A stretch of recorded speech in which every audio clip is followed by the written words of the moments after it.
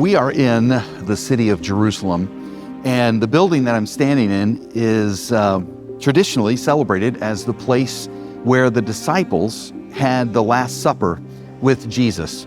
Now, the actual room doesn't exist in modern times. In AD 70, Rome came through and completely destroyed the city, leaving it in ruins.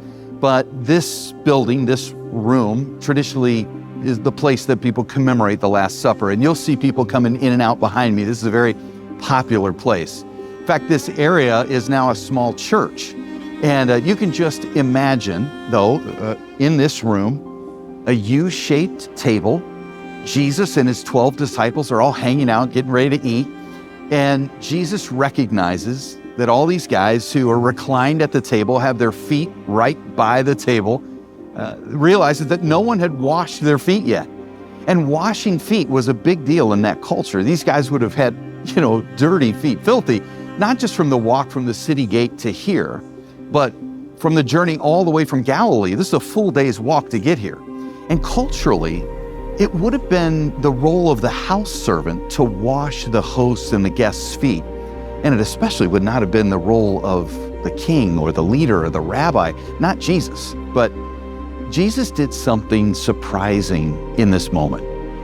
He takes off his outer garment and he pours water into a basin, and he one by one starts to wash the disciples' feet. What a powerful, powerful moment. Here's Jesus.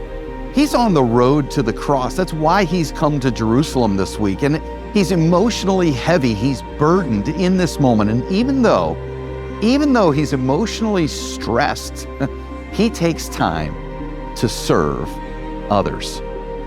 Jesus was demonstrating that a new kingdom was at hand, one in which the king didn't come to be served, but to serve, one in which the king deeply loves his people.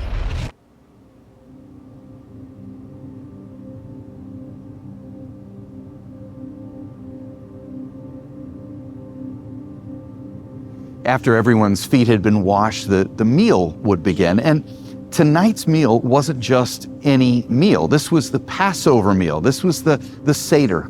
And this, again, is a big deal in Jewish culture. This meal is still practiced today. It's a liturgical practice to remember and to celebrate God's miraculous liberation of the Israelite people from the Egyptians.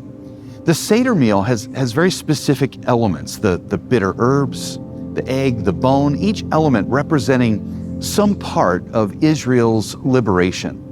And this sacred meal was eaten, listen, in the exact same way every time. You would eat the exact same menu, ask the exact same questions around the dinner table, and respond with the exact same responses.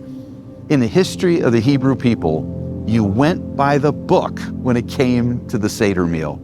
And this wouldn't have been the first time that Jesus had eaten this meal with his disciples. They've probably shared the Seder meal together for 3 years at this point, and their entire lifetime with their family. So they knew how it was supposed to happen. It was supposed to happen the same way every time. But this Seder meal was different. The meal began like normal, and it moved then toward the breaking of the bread, the matzah, which represented the unleavened bread the Israelites took with them out of slavery. But in this moment, Jesus broke from the script.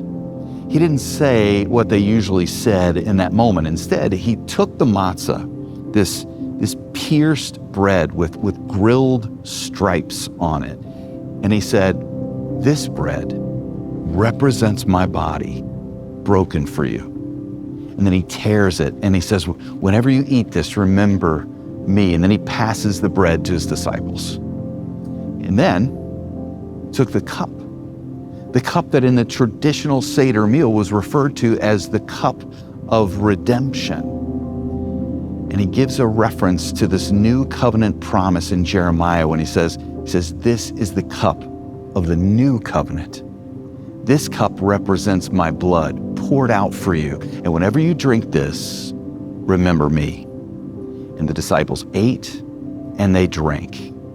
And they had no idea the magnitude of what those words meant in that moment. They had no idea the magnitude of what was about to take place that night. They had no idea that this meal was going to be eaten for centuries to come. You see, I mean, to this day, even at our church, at Willow, when we share communion with the little cups that have the bread at the top, the juice at the bottom, this is a remembrance, not just of the exodus of the Hebrew people from physical slavery. It's a remembrance of the new covenant of Jesus Christ, his body, his blood. This meal, this moment where he began his march toward the cross, it was from the upper room that Jesus would then leave in the night with his disciples to make his way back across the Kidron Valley up to the Mount of Olives to pray.